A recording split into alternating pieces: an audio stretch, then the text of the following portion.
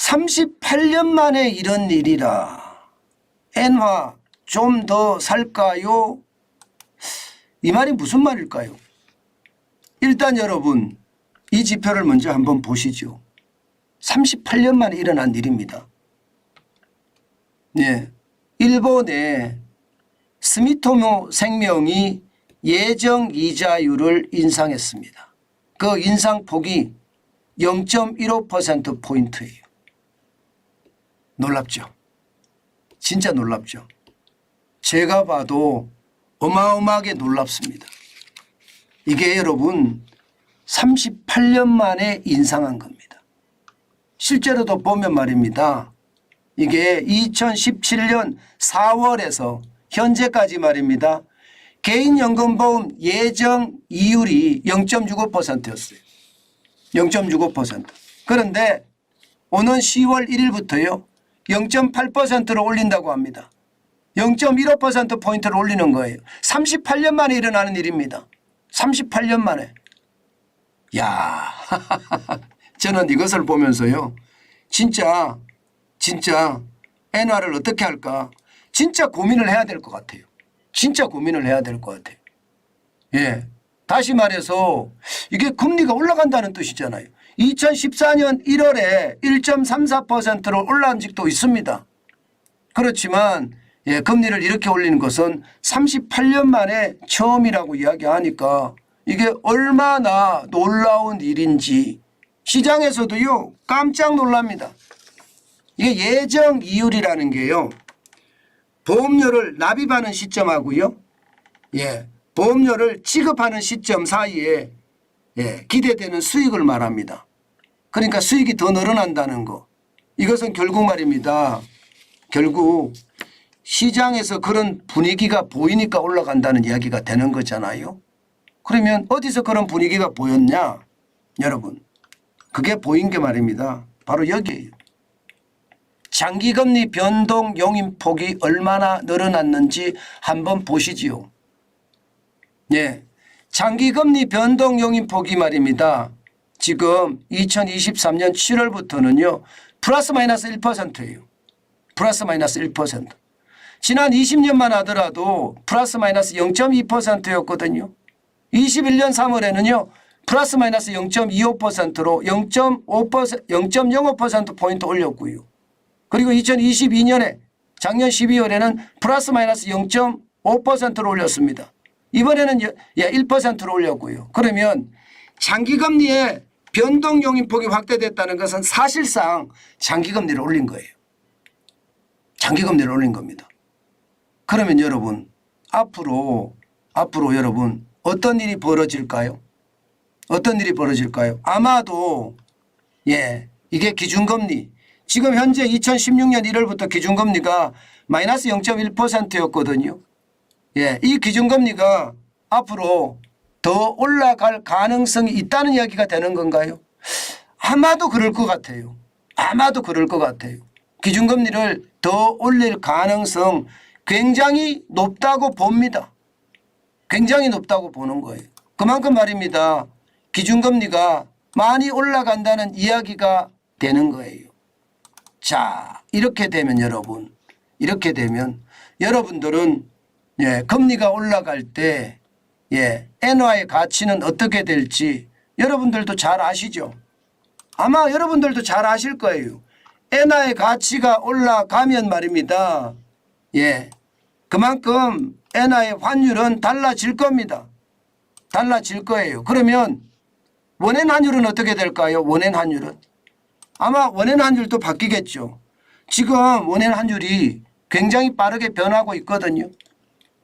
지금 보시다시피 8월 30일 현재 예, 지금 904.36입니다. 8월 30일 현재. 지금이 9월 10일이죠. 9월 10일이 됐는데도요. 원엔 환율은 그렇게 크게 변화하지 않았습니다. 904.69거든요. 예, 별로 많이 변하지 않았어요. 이것은 여러분 결국 말입니다. 결국 시장에 저는 긍정적인 요소 뭐 엔화를 산 사람들한테겠죠. 엔화를 산 사람들에게는 긍정적인 요소가 되지 않겠느냐, 저는 그런 생각도 해봅니다. 물론 이게 원인 환율이 이렇게 되는 거 뭐 좋아질 거라고도 봅니다. 그러나 시장에서는 또 다르게 보는 사람들도 있습니다. 반드시 그 다르게 보는 사람들의 어떤 상황도 반드시 봐줘야 됩니다. 그래서 제가 좀 더 살까요 하면서 물음표를 달아난 거예요. 왜 제가 물음표를 달아놨느냐 하면요. 지금 보시다시피 제가 하나 보여드릴게요. N달러 환율을 보면 여러분 올라가는 것이 굉장히 빠르게 올라갑니다. 지난 1월 12일에 129.22N까지 됐다가요. 지금 9월 6일 현재 147.71년입니다. 달러당. 이게 말입니다.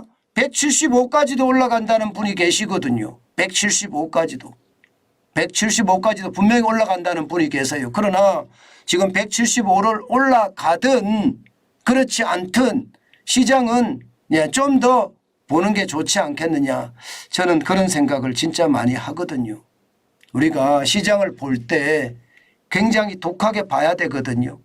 저는 그렇게 생각합니다. 그런 상황에서 본다면요. 엔화는요. 제가 좀 더 살까요? 그러니까 아직까지 엔화에 대한 것은 여러 상황들이 있어요. 150 지금 작년 10월 20일에 150.14를 기록한 적이 있습니다. 지금 150은 금방 갈 거라고 봐요. 시장에서도. 그럼 150, 160, 170 뭐 175까지도 이야기를 하니까 너무 무리하게 많이는 사지 마시고요.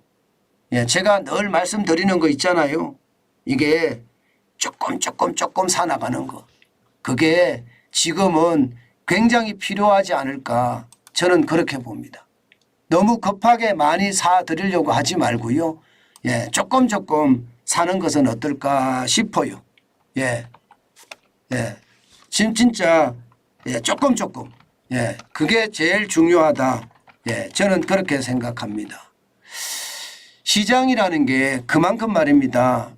많이 달라진다는 것 우리가 한 번쯤 봐야 되고요. 또 말입니다. 더 중요한 지표가 있어요. 더 중요한 지표가. 엔화 관련해서는요. 더 중요한 지표가 있습니다. 제가 이것을 보면서 저도 엔화를 진짜 조금씩 계속 분할 매수를 하고 있는데 진짜 고민해야 되는 게 이거 한번 보시라는 거예요. 저는 많이는 가지고 있지는 않습니다. 그러나 여러분 보세요. 지금 보시면 시장이라는 게 이렇게 변하는구나. 이게 보일 겁니다. 자, 이거 한번 보세요. 10년물 국채금리입니다. 10년물 국채금리는 일반적으로 시장 벤치마크 금리라고 하죠. 그죠? 그런데 10년물 국채금리가 일본도 장난 아니게 올라가요. 지금 2020년 3월 8일에 0점입니다. 0.195를 기록한 적이 있습니다. 일반적으로 10년물 국채금리가 마이너스가 되는 경우가 참 많았거든요.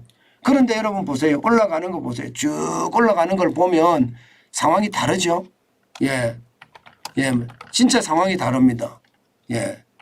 진짜 상황이 2020년 3월 8일에 0.195 이것이 올라가기 시작합니다. 2021년에 오면 0.1을 뚫습니다. 0.1을 뚫었어요. 그러다가 2022년 오면 0.1에서 0.2를 뚫습니다.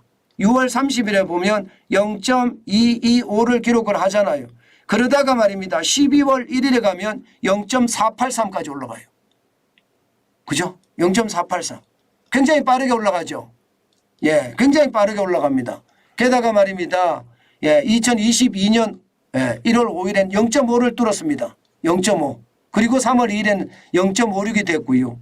지금 올해 들어와서는요. 8월 22일에 0.67까지 올라갔단 말이 돼. 0.67. 0.67까지 올라갔어요. 국채금리가 이만큼 올라간다. 이 말은요. 기준금리 올려라. 기준금리 올려라. 이거 물가 올라간다는 뜻이거든요. 물가도 올라간다는 뜻이니까 기준금리 올려라. 그 뜻이에요. 기준금리 올려라. 9월 8일에 조금 떨어지긴 했어요. 0.641로 조금 떨어졌기는 했지만 시장 전체적으로 보면 말입니다. 시장에 지금 금리를 올려라 하는 그런 분위기가 굉장히 강하다 이렇게 읽히죠. 저도 그렇게 읽힙니다. 그만큼 말입니다. 예, 시장의 분위기는 싸하다. 저는 그렇게 생각하고 있습니다. 그 정도로 시장의 위기라는 건 저는 굉장히 빠른 속도로 다가온다고 봅니다. 예, 지금 엔화를 만약에 투자한 사람들이 있다면요, 저는 그 어느 때보다 고민을 하시는 게 좋겠다. 그 생각 오늘 다시 한번 해봅니다. 오늘 다시 한번. 예, 그만큼 상황이 좋다. 저는 그렇게 보는 거죠.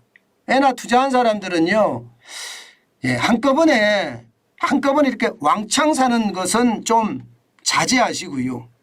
950원, 900원 밑으로 떨어질수록 분할 매수를 조금 더 강화해 나가는 것, 그게 좋겠다. 저는 그렇게 말씀드리고 싶습니다.